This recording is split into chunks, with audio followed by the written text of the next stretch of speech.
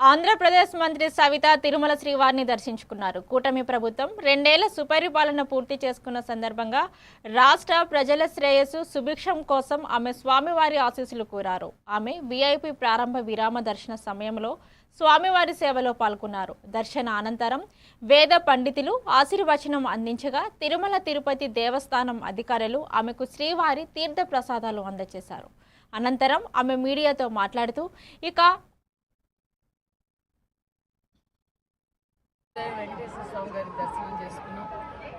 మేము ఏదైతే మరి కలియుగే వెంకటేశ్వర స్వామి గారి ఆశీర్వాదంతో కూటమి ప్రభుత్వం 2 సంవత్సరాలు సుపరిపాలన కూడా పూర్తి చేశాం. ఎల్లవెల్ల ఈ దేశానికి రాష్ట్రానికి తెలియజేస్తూ మరి ఈ 2 సంవత్సరాలుగా మరి టీటీడీని కూడా మరి భక్తాదులతో కూడా చాలామందితో కూడా కలిసి మాట్లాడితే దర్శనాలు కూడా బాగా ప్రశాంతంగా జరుగుతున్నాయి. ప్రసాదం కూడా నాణ్యతంగా చాలా బాగుంది.